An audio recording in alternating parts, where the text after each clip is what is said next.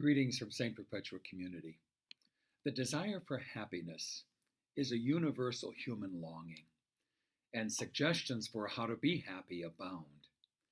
During this crazy pandemic period, it almost feels like an affront to our humanity to consider personal happiness when there is so much struggle and suffering in our nation and our world. The daily limitations and restrictions on our most basic activities cast a cloud over family life, personal pursuits, and the ordinary expression of what makes us human: touches, embraces, interaction, spontaneity. Someone sent me an amusing cartoon this week. The famous scene of Michelangelo's depiction of the creation of Adam at the center of the ceiling of the Sistine Chapel in Rome. You know the image, the near touching hands of God and Adam that has become iconic of humanity and one of the most replicated religious paintings of all time. The cartoon inserts a police officer behind God and Adam writing out a ticket because they were touching. A friend of mine has really been struggling with the fact that she can't physically be with her grandchildren because both parents work in a hospital and the risk of contagion is too great.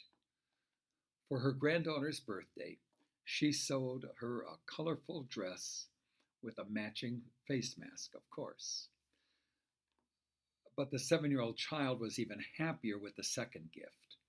Grammy also sewed a similar dress for the girl's doll with the matching face mask.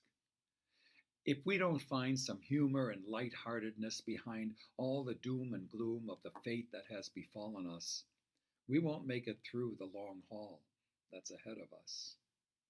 And if we think we can't be happy because of our current circumstances, we need only look to the Gospel of Matthew, chapter 5, verses 3 to 12, the famous passage of the Beatitudes. Happy are the poor in spirit. Happy those who mourn. Happy the meek, the merciful, the single-hearted. Happy the peacemakers. Happy the persecuted and insulted. Jesus names a group of people normally thought to be unfortunate and pronounces them blessed.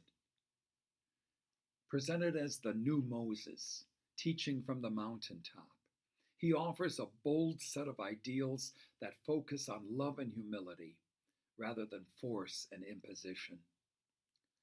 This formula for happiness echoes the highest ideals of Jesus' teachings on spirituality and compassion. Yes, it's unfortunate for all of us that we're experiencing these unprecedented circumstances. It's even more disastrous for the poor and marginalized, whose lives are already burdened by so many disadvantages and inequities. Yet for us and even for them, the message of Jesus contains an assurance of healing and a promise of hope. It's an upside-down vision, but it's God's vision above all. One poet put it this way: the good news is God sees things to which we're mostly blind, unless we look with Jesus, his heart and soul and mind. Things that are not will yet be, and God counts no one out. Each one belongs to God, and thus blessed are you, no doubt.